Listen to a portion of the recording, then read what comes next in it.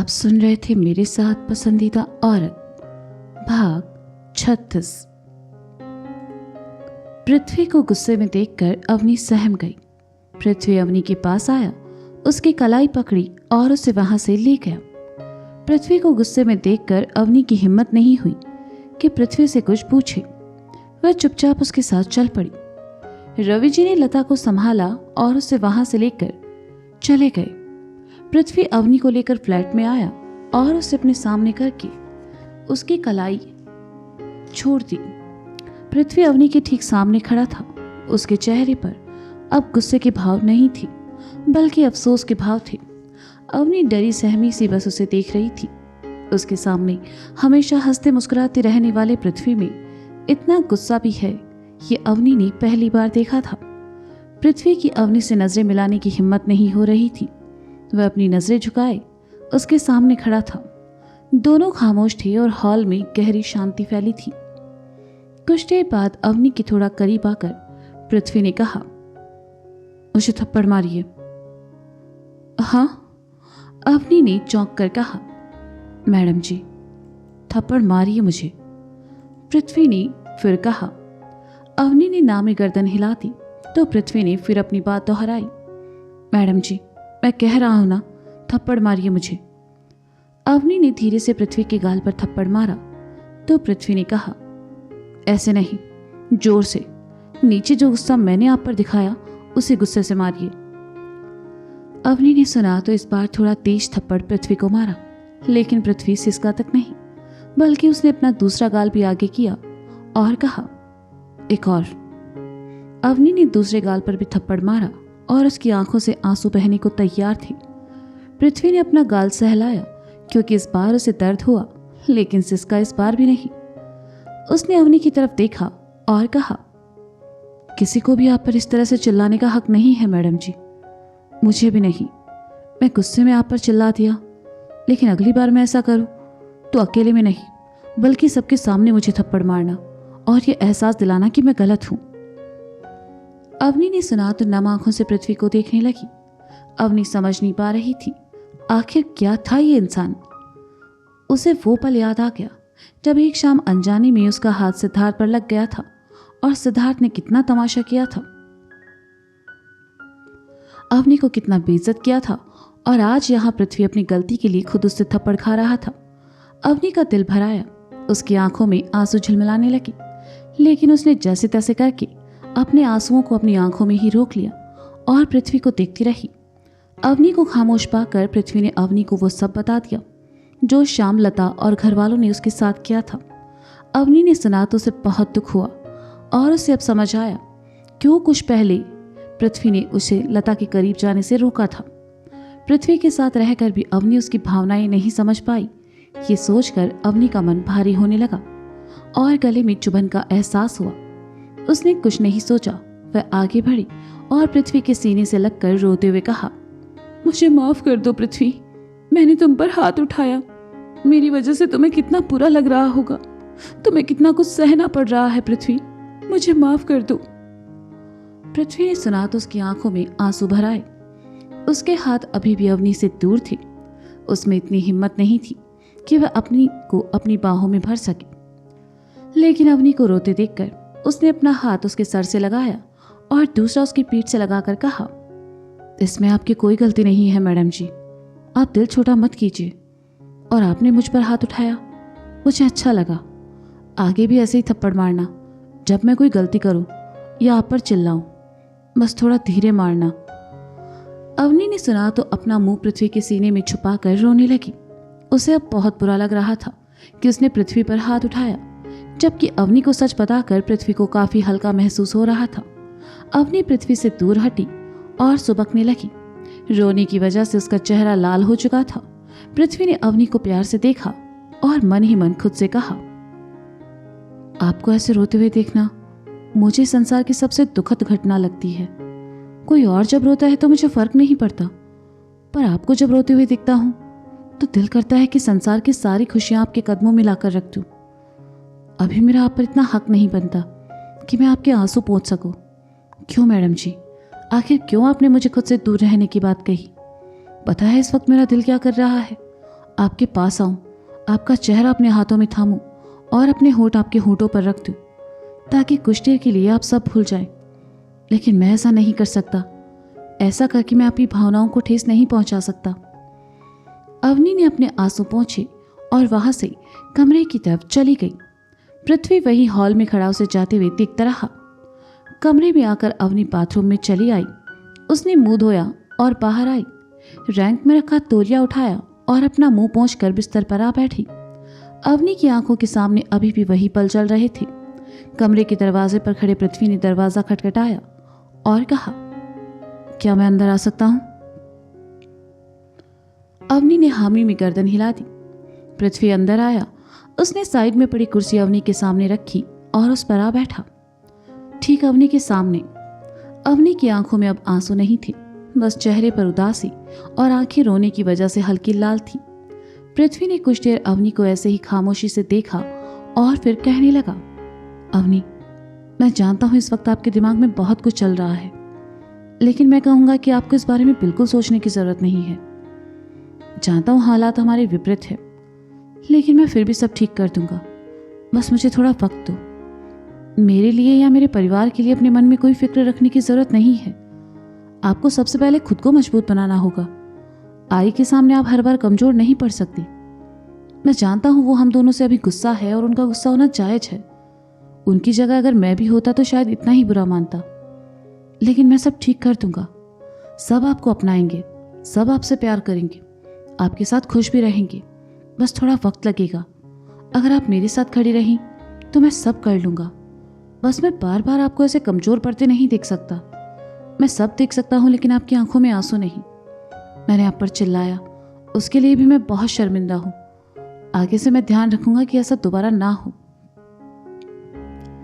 पृथ्वी की बातें सुनकर अवनी का दिल भर आया और उसने कहा, बस करो पृथ्वी, तुम पहले ही मेरे लिए इतना सब कर चुके हो।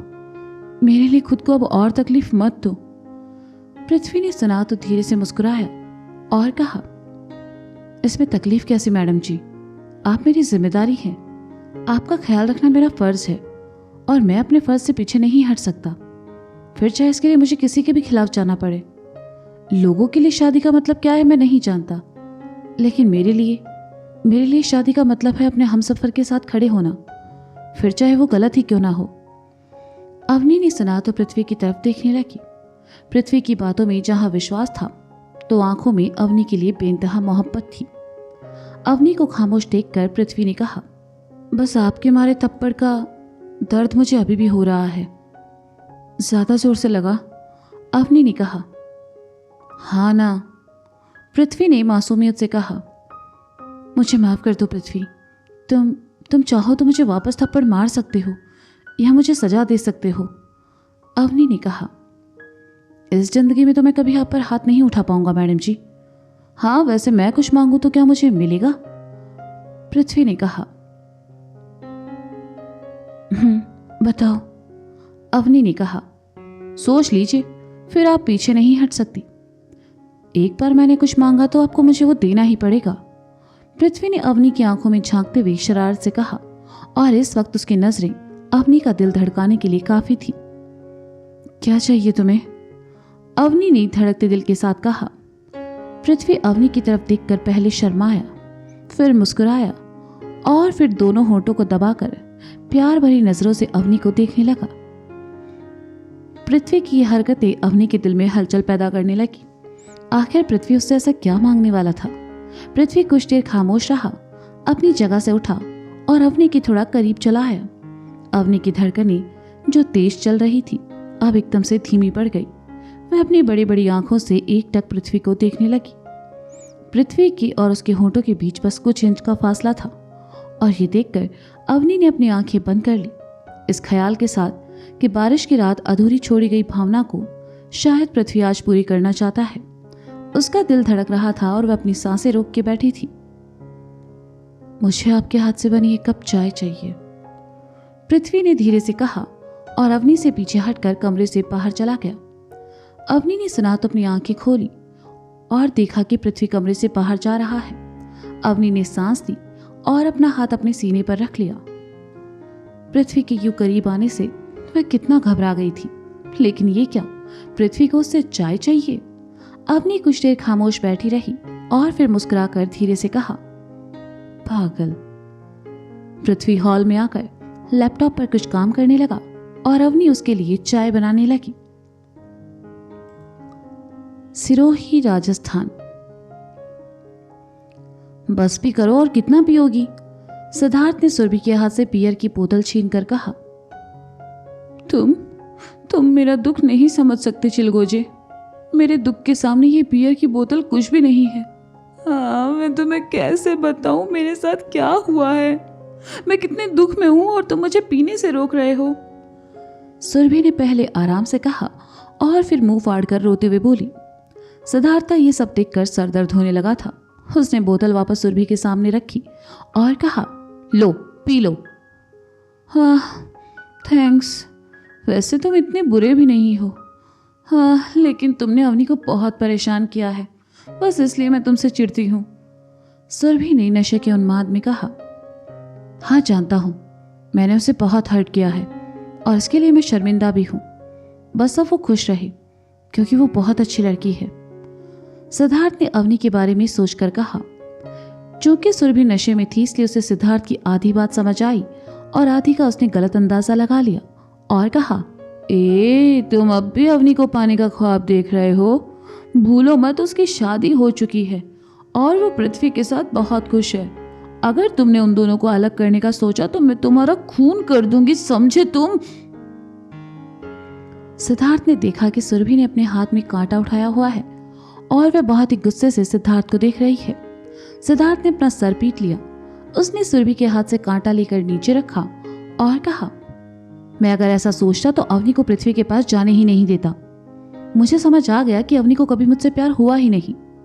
उसका मेरी जिंदगी से चले जाना ही सही था। और तुम अपने दिमाग में ये फालतू ख्याल आना बंद करो, समझी? सुरभि ने सुना तो हैरानी से सिद्धार्थ को देखा और फिर नशे के उन्माद में रोते हुए कहा, तो क्या तुम मुझ पर चिल्ला रहे हो? तुम मेरे साथ ऐसा कैसे कर सकते हो? सिद्धार्थ ने हताश होकर आसमान की तरफ देखा और फिर सुरभि की तरफ देखकर प्यार से कहा, अरे यार, मैं तुम्हें डांट नहीं रहा, मैं बस कह रहा हूं कि तुम ये सब सोचना बंद करो। मुझे अवनी नहीं चाहिए, मैं उसे पृथ्वी के साथ देखकर खुश हूं। खुश तो तुम्हें होना ही चाहिए, आखिर पृथ्वी है ही इतना अच्छा। वो अवनी से बहुत प्यार करता है, इतना जितना दुनिया में कोई किसी को नहीं करता। She is so lucky. फिर मैं क्यों इतनी अनलकी हूँ? वो अनिकेत, उसने मुझसे कहा कि मैं नौकरी और उसमें से किसी एक को चुन लूं। सुरभि ने पहले उन्माद में कहा और फिर एकदम से रो पड़ी, क्योंकि वो एक नंबर का गधा है। अब उठो और चलो यहां से, तुमने बहुत ज्यादा पी ली है, चलो घर चलते हैं।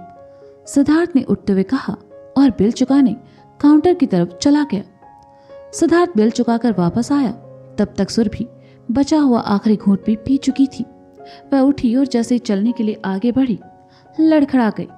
सिद्धार्थ ने आगे बढ़कर उसे संभाल लिया और गाड़ी की तरफ बढ़ गया। जैसे ही दोनों गाड़ी के पास पहुंचे, सुरभि को उबकाई आई और बहुत ज्यादा बियर पीने की वजह से उसे उल्टी होने लगी। वह वहीं झुककर उल्टी करने लगी। बेचारा सिद्धार्थ ना वह सुरभि को संभाल पा रहा था, ना ही उसे अकेले छोड़कर जा पा रहा था। सिद्धार्थ ने देखा कि सुरभि के खुले बाल बिखरे हुए हैं, तो वह उसके पास आया, उसके बालों को समेटकर हाथ में पकड़ा और कहा, अब आराम से कर लो। सुरभि जो खाया पिया था सब उल्टी के जरिए बाहर आ गया और सिद्धार्थ उसके बालों को संभाले उसके साथ खड़ा रहा। रवि जी लता को लेकर घर पहुंचे। लता सोफे पर आकर बैठ गई। रवि जी ने लक्षित से पानी का गिलास लेकर आने को कहा। लक्षित पानी लेकर आया और लता की तरफ बढ़ा दिया। लता ने पानी पिया। उनकी धड़कनें अभी भी तेज थी और आंखों के सामने पृथ्वी का गुस्से से चिल्लाना आ रहा था। जिस गुस्से से पृथ्वी अवनी का हाथ थामकर उसे वहां से लेकर गया था, वो पल लता की आंखों में किसी फिल्म की तरह घूम रहा था। रवि जी ने लता को खामोश देखा तो उसके बगल में आ बैठे और कहा, तुम ठीक हो ना लता? लता ने सुना तो रवि जी की तरफ पलटी और बेचैनी भरे स्वर में कहा, वो लड़की हमारी पृथ्वी के लिए ठीक नहीं है जी। मैंने अपनी पृथ्वी को इतना गुस्से में कभी नहीं देखा। उस लड़की पर कैसे चिल्लाया। पृथ्वी अवनी पर चिल्लाया तो फिर पृथ्वी गलत हुआ ना लता, इसमें अवनी की क्या गलती है। जब वो उस पर चिल्लाया तो मेरा दिल किया खींच कर एक थप्पड़ उसके गाल पर रसीद कर दूं, पर जब उसने कहा कि हमारे साथ उसका कोई रिश्ता नहीं है तो मेरी कुछ बोलने की हिम्मत ही नहीं हुई। रवि जी ने उदासी भरे स्वर में कहा, यह सब भी उस लड़की की वजह से है, उसके लिए ही तो उसने हम सबसे रिश्ता खत्म किया। लता ने गुस्से से लेकिन धीमे स्वर में कहा, नहीं लता, उस लड़की की इसमें कोई गलती नहीं है, बल्कि पृथ्वी को अपने परिवार से सब रिश्ते खत्म करने के लिए तुमने ही तो मजबूर किया था। तुम सब ने मिलकर उसे प्रॉपर्टी के पेपर भेजे और कहा कि अगर वह अपनी पत्नी को चुनता है तो उसे प्रॉपर्टी के साथ साथ अपने परिवार से भी रिश्ते खत्म करने होंगे। उसने वही किया जो तुम सब चाहते थे, फिर इसमें वो लड़की गलत कैसे हो गई। रवि जी ने प्यार से लता को समझाते हुए कहा। लता ने सुना तो खामोश हो गई। उन्हें एहसास हुआ कि ये सब के लिए कहीं ना कहीं वे भी जिम्मेदार हैं। लता को खामोश देखकर रवि जी ने कहा, गलती दोनों से हुई है लता, लेकिन सबसे ज्यादा गलती तुम्हारे बेटे की है, इसलिए बार बार अवनी को जिम्मेदार ठहराना बंद करो। तुम जितना उससे नफरत करोगी उतना ही पृथ्वी से दूर होती चली जाओगी, क्योंकि पृथ्वी और अवनी अब अलग अलग नहीं है, दोनों एक साथ हैं। अगर तुम उन्हें अपना नहीं सकती, माफ नहीं कर सकती, तो उनके लिए अपने दिल में नफरत पालना बंद करो। तुम एक माँ हो लता, और उससे पहले तुम एक औरत हो। अगर औरत होकर तुम उस लड़की का दर्द नहीं समझ सकती तो कम से कम अपनी नफरत से उस दर्द को और मत बढ़ाओ। लता ने सुना तो रवि जी की तरफ देखा और उदासी भरे स्वर में कहा, तो क्या आप भी उस लड़की की तरफदारी कर रहे हैं? नहीं लता, मैं अपनी पत्नी के साथ हूं और मैं नहीं चाहता कि कोई भी औलाद अपनी मां को अपने दुखों का कारण समझे। रवि जी ने कहा और उठकर वहां से चले गए, लेकिन जाते जाते लता के जहन में अवनी को लेकर एक ख्याल डाल गए। तो दोस्तों, क्या अवनी संभाल पाएगी पृथ्वी की मोहब्बत के साथ साथ उसके गुस्से को? क्या धीरे धीरे बन रही है सुरभि और सिद्धार्थ के बीच केमिस्ट्री? क्या लता पर होगा रवि जी की बातों का असर? जानने के लिए सुनते रहिए पसंदीदा औरत मेरे साथ। नमः पार्वती पते हर हर महादेव शंभो।